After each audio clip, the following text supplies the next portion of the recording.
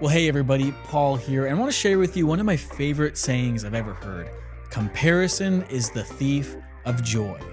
I'll say it again, comparison is the thief of joy. Now that sounds kind of weird. It kind of sounds, odd and kind of esoteric, which is a big word. But let me share with you a better example. What's your favorite snack? What's your favorite sweet? For me, I'm an Oreos guy, okay? Sue me. It's a fantastic snack. It's cookie, it's cream, it's delicious. But you know what I love specifically about Oreos? I love the Oreos double stuffed. We know the double stuffed Oreos, right? I remember there was a time back in the day, there was just the single stuff. And we were happy to have the single stuff. And then they came out with the double stuff. And let me tell you, once I had the double stuffed Oreo, my life was changed. Okay, I know most people talk about Jesus like this, but I'm talking about, maybe it's not that good. I'm just being silly. My life was changed when I had a double stuffed Oreo. It was fantastic. It was everything it needed to be. I thought you couldn't do any better than the regular Oreo, and then they went and raised the bar. But let me tell you this. Ever since I've experienced double stuffed Oreos, I can't go back to the single stuffed Oreos. I can't go back to eating that barely little filling. Nah, I'm not having it. I won't. I refuse. In fact, if somebody offered me a single stuffed Oreo, I'd be like, what? What is this? Where's the double stuff? Right? I've gotten so used to the double stuff. I've gotten so used to kind of the perfect cookie that now it's like, I can't really go back. Isn't it funny how we could be perfectly content with something, whatever it is, and then we start to see how other people have it. We start to see how it is for everybody else. So I was perfectly content with the single stuffed Oreo until I knew I could have it better. And then the thing that I had, the thing that I liked, the thing that I thought was great, I don't even want anymore. We do that all the time, right? We love this piece of clothing that we have. We think it's good, but then, somebody else over there has something even better. And now I don't even want the thing that I have. What is it for you? What's the thing in your life that you used to love, but now you're not content with because of something else, because of someone else having something else? Comparison is the thief of joy. I'll be honest. If I never had a double stuffed Oreo, I would be perfectly content. I would even be filled with joy to have a single stuffed Oreo. But now that I've got that comparison in my mind, I can't enjoy it anymore. I'm going to be honest. My life is kind of ruined by the double stuffed Oreo. Sorry, I'm losing the plot here. How is comparison the thief of joy? And how can we combat that? The last few weeks, we've been talking about this tension between confidence and humility. Rather than pride and insecurity, both two dangerous ways of living, how do we combat that with confidence and humility? Often we can fail that tension. We can find ourselves in either pride or insecurity by comparing ourselves to others. When we compare ourselves to others, we either become incredibly prideful or we become incredibly insecure, and neither of those things are lives filled with joy. When we live a life with the tension of confidence and humility, we live a life of joy free of comparison. The last few weeks, we've been looking at the story of David slaying Goliath. Perhaps you've heard of it, but David, this young shepherd boy, steps up against a fearsome warrior, Goliath. He had no reason to defeat Goliath, and yet he did with a stone and a sling, and he won. And he won not because he was the greatest warrior, not because he was incredibly accurate, but because God empowered him. He found his confidence and his humility in God. I want to share with you an exchange that happens when David is right about to face Goliath. Right before he steps up, he has this interaction with Saul. Saul is the king of Israel, and David is stepping up, and Saul's like, I don't know about this, but I guess nobody else will fight him. So it says this, it said, then Saul dressed David in his own tunic, and he put a coat of armor on him and a bronze helmet on his head. David fastened on his sword over the tunic, and he tried walking around. So Saul has this like heavy, I don't know if you've ever seen like old armor. It's really heavy. I mean, it's full metal just on your torso, on your legs, on your head. It's really, really heavy. But when you're in battle, when you've got guys with spears and bows and arrows and they're trying to stab you, you want this protective piece of armor, but it is really heavy. And so Saul sees David with no armor and says, well, I've got to protect this guy. I've got to get him equipped for battle. So it said, Saul dressed David in his own tunic. Saul gave his tunic to David and said, if you want to survive, you need to have my stuff. But here's what it said. So David tried walking around because he was not used to them. And he said, I cannot go in these. He said to Saul, because I am not used to them. So he took them off. Saul gives David this armor and says, if you are going to go into battle, you need to wear this. You need to do exactly this. You need to do it how we've been doing it. And David says, but I'm not used to that. I don't want that. I'll go without it.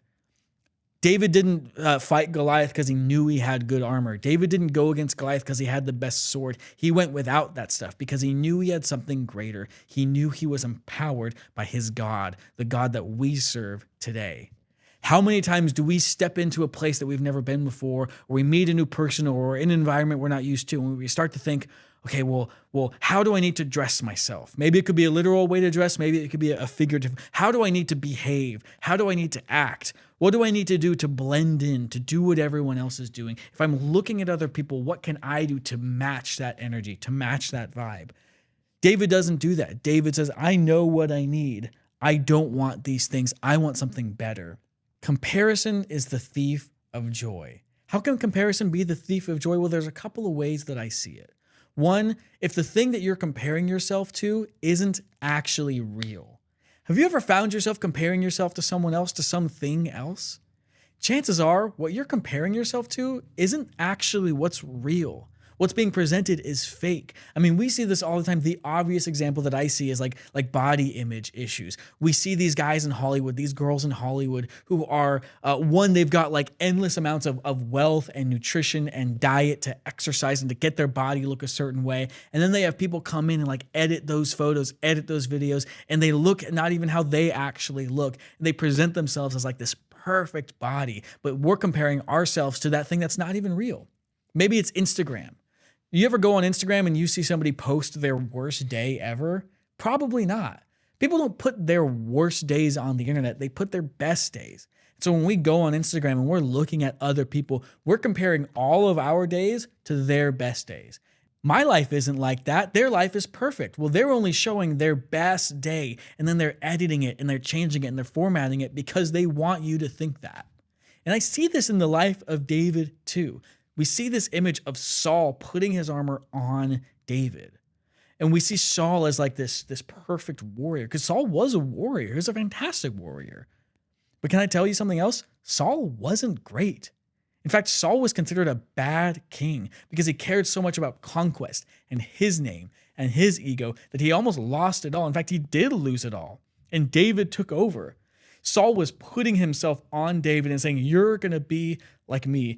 And David said, no, I'm not going to be like you. I'm not going to be like you because I'm going to be like me. I'm going to be like how God has called me to be. Maybe we're comparing ourselves to someone else's best because they think that that's what's great. Maybe we're comparing ourselves to someone else, but what we're comparing ourselves to isn't what we should be doing. And maybe not even in a bad way. It's not bad to have armor in battle. It's not bad to carry a helmet and a chest piece. In fact, we see other times where armor is considered good, right? Put on the full armor of God. It's a great allegory. But for David specifically, for this moment, he needed to be without armor. Maybe we're comparing ourselves to something else that God doesn't have in store for us. And we say, well, this person has this. Maybe this person should have that. Maybe other people have different skills and gifts and talents and abilities, and we're comparing our specific circumstance to somebody else. We're comparing ourselves and we're robbing ourselves of joy. How do we combat this? How do we combat comparison? I can think of a few ways. One is being in community with one another and celebrating the success of others. When's the last time you celebrated someone else's success? When's the last time you felt joy when someone else was doing well, even if it's in despite of you not doing well? When we begin to see other people as God's chosen people, as God's sons and daughters, we can find their joy as our joy as well. So maybe today, if you're finding yourself feeling robbed of joy and you're constantly comparing yourself, try to celebrate someone else's success. Maybe we should change our comparison by prioritizing the things of heaven. We've got these people who are saying, I've got all these likes, I've got all these things, and they're saying, I'm awesome because I have all these things. Maybe we can look and say, well, those things that you have aren't actually what I want, aren't actually what I need. Maybe we should have different role models once we've changed our priorities. Maybe comparison can be healthy in the way that we see that other people who are doing well, and we think, well, I can be like that. If so-and-so can be like this, then I can as well. I don't think comparison has to be wrong necessarily, but it becomes incredibly dangerous. So maybe we're walking around, we don't have any, we have only pride, and we have only insecurity because we're constantly comparing ourselves to other people. How can we live a life of confidence? We can live a life of confidence knowing that our specific circumstance, that our specific identity is one that God has given us, and nobody else's identity really matters.